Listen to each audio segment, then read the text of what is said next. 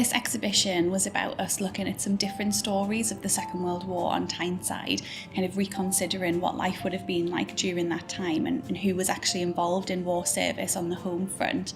So this exhibition is examining stories of women and the work that they did, the different industries that they joined and the experiences that they had, but it's also looking at some of the stories of servicemen who were based here on Tyneside, who came from all around the British Empire as part of their war service and really helped build community during the Second World War. The exhibition has come from a partnership project that we are part of with the Imperial War Museums that we've been working on for the last 2 years. So it's the Second World War and Holocaust Partnership Programme, and we are one of 8 regional partners based all around the UK. So Imperial War Museums and their staff and teams helped us to think about some of the different stories that maybe weren't as kind of dominant in our kind of country's history and our region's history. So we knew that within our museum collections we didn't have a great representation of stories of women and the work that they did.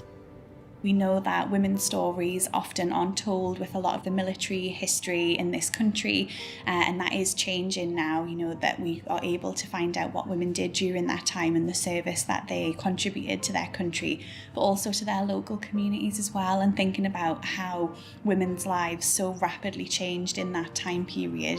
At the outbreak of the Second World War, all women had only had the vote for less than 10 years. So it was a real step forward in terms of the freedoms that women had and the work that they were able to do and the spheres that they were stepping into. So we've been really fortunate enough to have a really great public response to a call out that we did for stories from members of the public around Tyneside and further afield of any female relatives who were based here during the Second World War. So we've got a lot of photographs of different individuals that have donated their stories to the exhibition or their families' stories. And we have some incredible uniforms of some of the women's services that we're telling the stories of here. So for example, we have a beautiful Navy Wren's uniform for women who were in the Royal Naval Service.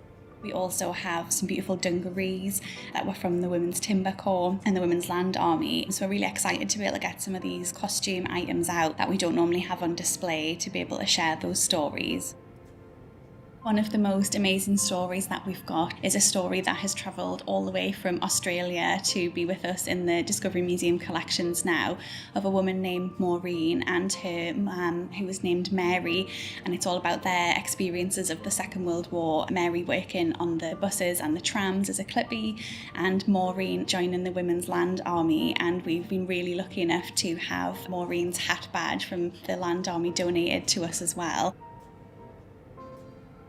We'd found some amazing photographs in the Imperial War Museum collections of West India House and Colonial House in North Shields and Newcastle. We had no kind of understanding of who some of the men that lived there were, how they were tied to war service. So we started researching those men as well and found some amazing local academics and researchers, including Beverley, Prevatt, Goldstein, who has been helping us with some of the research and interpretation on this exhibition. Beverley had recently published African Lives in Northern England, a book which featured some of the individuals that we're featuring in this exhibition. So it's been fantastic to just have her knowledge of these stories. So in a sense it was searching for stories as opposed to choosing stories.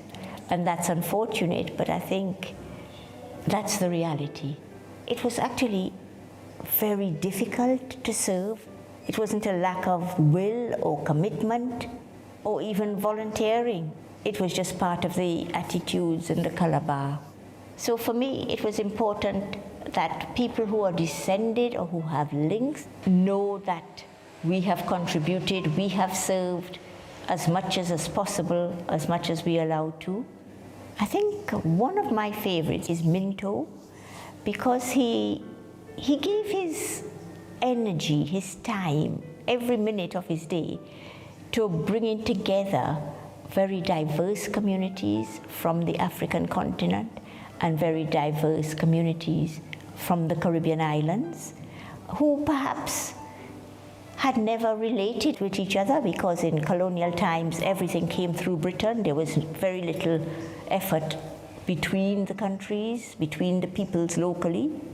And he worked non-stop it was so important to get the language that was uplifting, that was truthful, and that was accessible.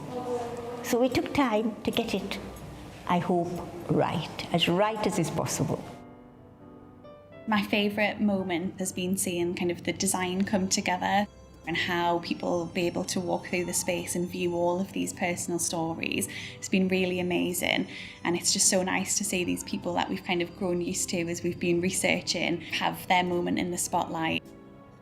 So I think it's really important for me personally and for our organisation, our museum, to tell these stories, because it's as we're researching them, we're kind of creating a bigger, more full picture of what history is. And I think the more that we can share personal stories and the more that we can share different experiences of lots of different time periods in the museums, the kind of more fuller, richer, diverse sense we get of history in our region, and that can only be a good thing.